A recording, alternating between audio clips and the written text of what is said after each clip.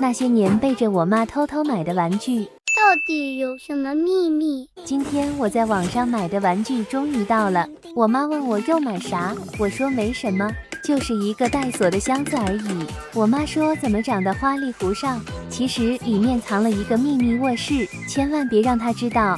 我的天哪！先打开上面的盖，这把长得像勺子的钥匙就是开启秘密之门的关键所在。先打开第一个门，掏出了一些玩具和几个盆，还收获了另一把钥匙。这把钥匙的门里又藏了些什么？打开跟我想的不太一样，为啥门被挡了一半？里头直接给了2把钥匙，一把像扫帚，一把像锤子。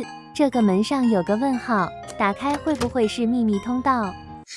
开了个小口，啥也拿不走，看来只能把希望交给扫帚。转了一圈，发现扫帚开的是箱底，打开就收获了另一把钥匙，还拿到一把螺丝刀。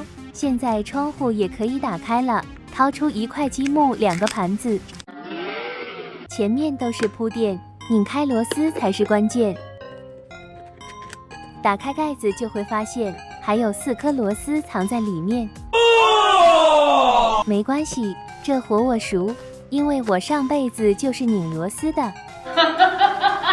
轻轻松松的把它拧开，箱子的秘密即将揭开。现在看着有点迷迷，我来让它变腐朽为神奇。猜猜这是什么地方？猜不出来也没关系，因为这里就是我在另一个世界的秘密基地。给你们介绍一下我的伙伴，他叫小紫。别看他安静端庄，空洞的眼神总能一眼将人看穿。他叫做大山，看起来有点坏，但是遇到困难跑得比谁都快。他是阿苏，长得粉嘟嘟，最爱撒娇卖萌，看别人哭。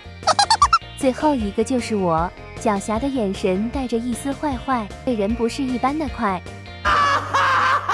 在另一个世界里，我们终于可以做一次不乖小孩。现在我们把秘密基地装扮起来。先来一个大衣柜，一边装上镜子，一边装上收纳柜，柜顶铺上大木板，围上长围栏，里头就能放张床，放入沙发，还有床头柜。今晚谁想在这睡？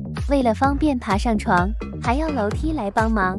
安上黄色的扶手，阿苏闭眼都能走。客厅安装电视机，还有桌子和躺椅，来杯下午茶，配新鲜出炉的点心。没人催我写作业，真的好开心。还要安上梳妆台，小紫一看乐开怀。窗外的阳光特别好，螺丝刀做的遮阳伞也不会倒。外面的世界太无情，我只想在这静静的躺平。